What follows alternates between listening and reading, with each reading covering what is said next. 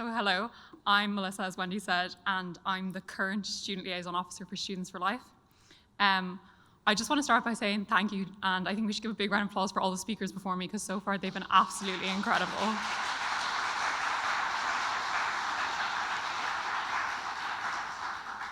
And as well, a massive thank you to all of the students and to all the people who have supported Students for Life, because a lot of our students are used to getting messages, phone calls, will you do this, will you be in this video, will you take part in this campaign?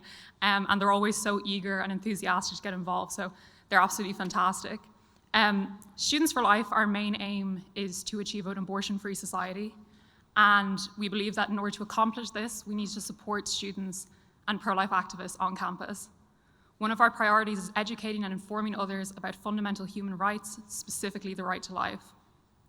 We also aim to support pregnant students and parents on campus and believe that no student should have to choose between education and having a baby. Students for Life has also previously been vocal on the issue of rising childcare costs in NUIG, as well as conducting research on the My Options helpline.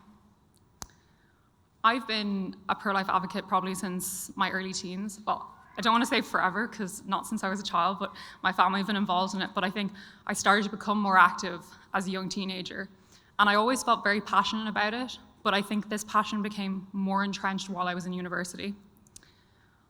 I didn't find the environment completely hostile, but it definitely was challenging to speak up.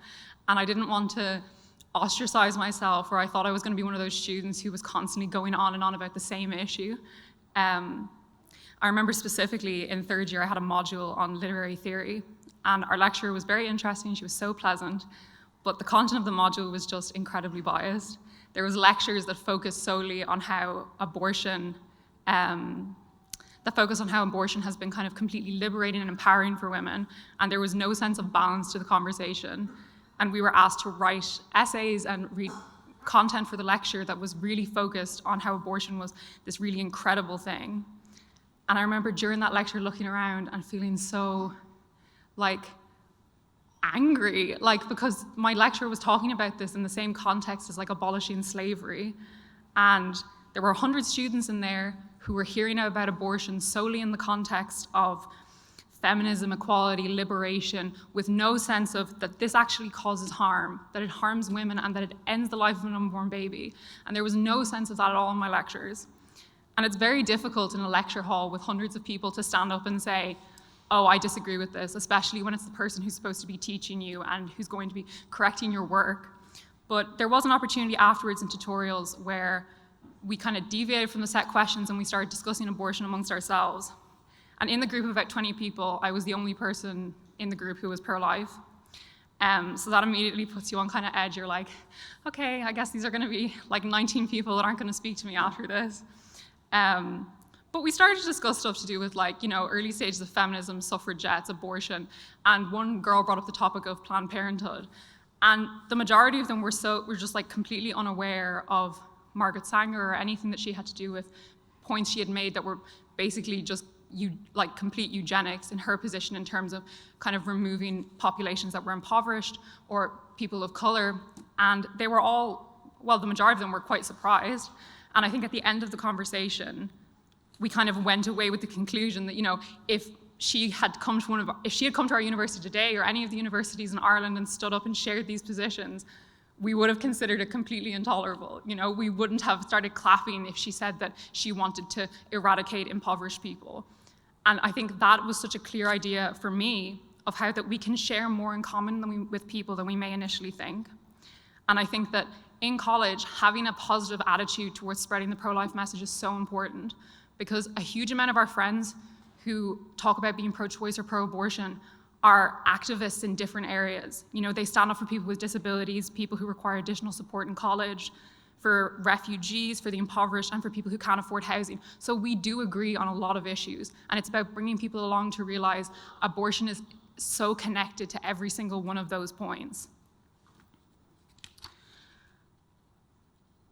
Yeah, another thing I would just say is that talking about how ableist abortion is another thing that was in college that helped me connect a lot with other students.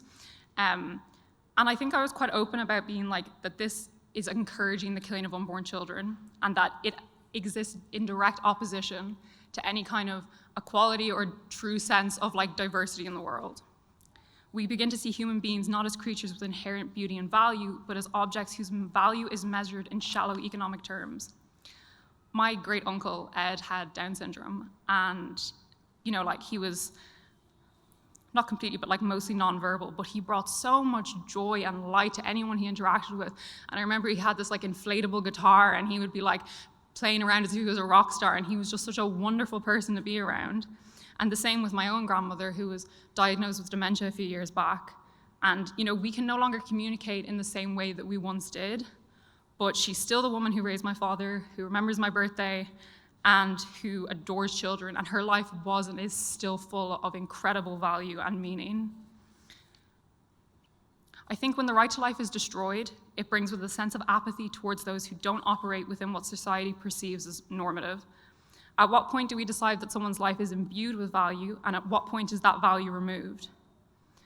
I'm sure there are some people who think that my grandmother is one of those individuals whose life has diminished in meaning, but it just couldn't be further from the truth. Like, I think one thing about interacting with people who have dementia is you begin to kind of appreciate them in a completely different way than you did when you were younger even. And like, I remember being in the car with her recently, and she was like not really talking, and then The Eye of the Tiger comes on, and she suddenly starts like bopping and kind of singing along to it, and you're suddenly like, wow, like you get to see this whole new side of somebody. And even as well, like my nieces and nephews, her great-grandchildren, when she sees them and when she's with them, she's so animated and involved. And I think if we want a true sense of equality, then our goal, our ultimate goal, should be to support people, not to diminish their existence, by encouraging the eradication of people who are not perceived as useful or wanted. About 2 weeks ago, I was in a debate at UCD, speaking alongside Pater Tobin, and the motion was this House would mandate GPs to provide abortion care. We obviously objected to the notion that abortion is healthcare, and I was pretty apprehensive beforehand. I was talking to like my cousins or some of my friends, and they were like, have this point prepared, be ready, like, it could be very hostile. But it actually went way better than I expected it to. And after the debate, the motion passed, which we expected, but like 15 or so students came up and they wanted to talk to us afterwards. And 2 guys mentioned that points we had made through the debate had directly influenced them, and they themselves were pro-choice. And one guy in particular said that he was uncomfortable, while he agreed with abortion, he was uncomfortable with the idea that we would be forcing a GP to compromise their position as a clinician by ending the life of a fetus.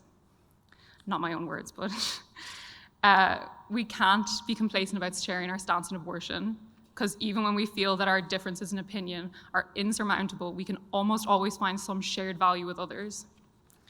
Freedom of conscience is particularly pressing, and I think it's scary how quickly people are willing to drive out healthcare workers who refuse to participate in abortion.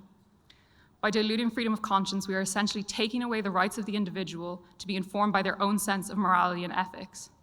And I'm sure many of you saw that this was present as well in the recent Safe Access Zone bill, which was carried by 113 votes. This bill is an attempt to end silent and peaceful protests outside or near healthcare facilities that perform abortions.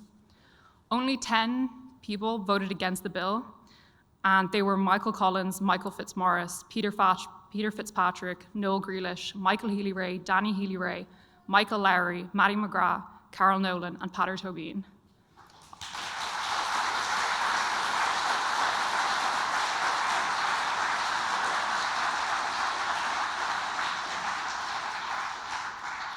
These are the names that we need to remember.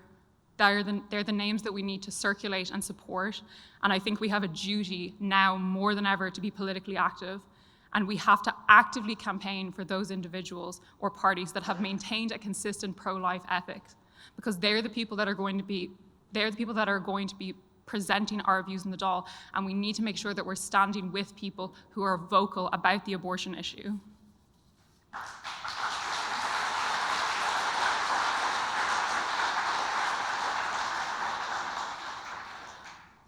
As time goes on, and as long as abortion is legalized within the country, we're going to meet more and more people that have been impacted by abortion. I personally know people in college who've had an abortion, and while the reality of that is incredibly upsetting, we need to ensure that we're always dealing with this issue in an empathetic manner. And I don't think this is particularly difficult for the pro-life position, because we are always rooted in the idea that women and their unborn children deserve so much better than abortion. I'm pro-life because I believe it's wrong to end the life of an unborn child, but I'm also pro-life because I know that abortion is not a means to liberate and empower women, but a violent act that further subjugates them. The ability, we often ignore this, I was talking about someone at the stand earlier, but like the ability to carry and give birth to a baby is entirely unique to women.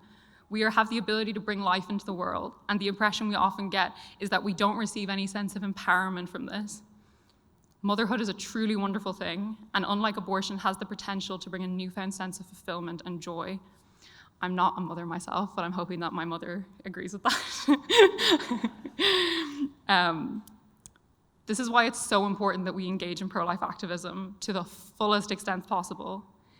The easiest way to do that, I've found, is to allow your life and actions to be shaped wholly by pro-life values.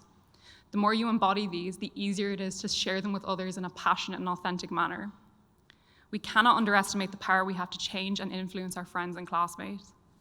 In many ways, I'm very grateful for the friends I have, and being able to interact with people who share radically different ideas to myself has provided an opportunity to challenge weaker aspects of my argument or position. I believe that if we keep having these discussions, if we keep speaking up in class, sharing pro-life content, then we'll be constantly moving closer to an abortion-free society. If you're a student, or if you have a young person in your home, then please, please get involved. Reach out to us. Students for Life are here to help you with pro-life activism on campus. That is our whole purpose. We want you to come to us and say, we need help with this. Can you get us a speaker on campus? And we will always say yes. So make sure you're getting in touch with us. Let's continue to fight to eradicate abortion in our world today. Thank you so much.